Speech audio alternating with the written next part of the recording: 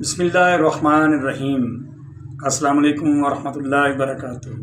حکیم داؤد احمد خان آپ سب کو اپنے چینل میں خوش آمدید کہتا ہے، اور میں امید کرتا ہوں کہ میرے تمام دوست خیریت سے ہوں اور اللہ تعالیٰ ہر ایک کو صحت اور تندرستی والی زندگی عطا فرمائے۔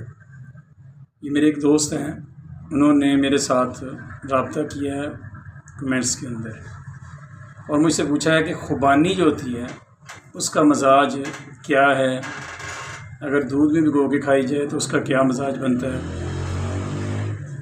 اور اس کے جو فوائد ہیں وہ کیا ہیں۔ اگر دودھ میں بھگو کر کھائی جائے تو اس کا کیا مزاج بنتا ہے اور اس کے کیا فوائد ہیں۔ تو اس بھائی کی نظر یہ چھوٹی سی ویڈیو، امید ہے کہ بھائی اس کو سنیں گے اور اس کے اوپر عمل کریں گے۔ دیکھیں جی، خوبانی عربی زبان میں اس کو کہتے ہیں مشمش، فارسی میں کہتے ہیں زرد آلود،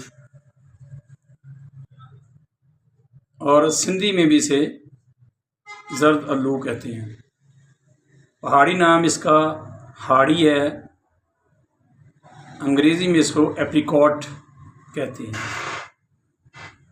مشہور پھل ہے، رنگ زرد، ذائقہ شیریں۔ مزاج جو اس کا ہوتا ہے نا جی، وہ ہے سرد و تر بدرجہ دوم۔ لیکن اس کے جو بیج ہوتے ہیں نا خوبانی کے، جو اس کی وہ گٹلی توڑنے کے بعد ہمیں حاصل ہوتا ہے، اس کا مزاج ہوتا ہے نا وہ گرم و تر ہوتا ہے۔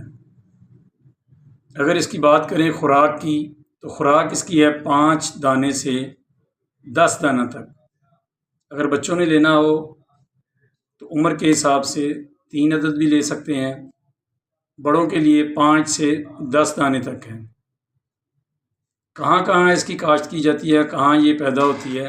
افغانستان میں ہوتی ہے، بلوچستان میں ہوتی ہے، مغربی ہند میں ہے، اور پاکستان میں بھی ہے۔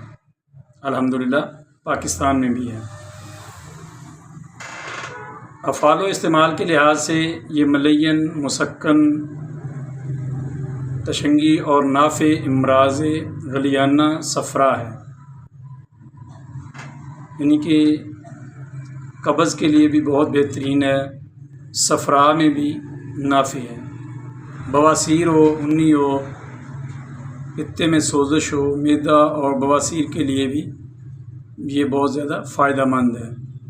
یہ قوت مدافعت کو بڑھاتی ہے اور معدہ کو معتدل قوام کرتی ہے۔ پیاس، خون، جوش خون کو تسکین دیتی ہے۔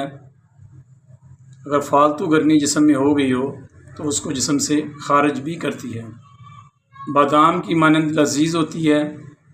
اگر درخت خوبانی کے پتے استعمال کیے جائیں تو وہ قاتل کرم شکم ہے، یعنی کہ جو پیٹ کے اندر کیڑے بن جاتے ہیں ان کے لیے بھی یہ بہت مفید ہے۔ اس کے جو پتے ہیں اس کا آپ سفوف کر لیں، اس کا جو شاندہ وغیرہ بنا کے آپ استعمال کریں تو انشاءاللہ تعالیٰ اس کے استعمال کرنے سے بہت زیادہ فائدہ ہوگا۔ بھائی نے پوچھا تھا کہ دودھ میں بھگو دیں یا پانی کے اندر بھگو دیں، صبح استعمال کریں تو اس کے مزاج میں کوئی فرق آتا ہے؟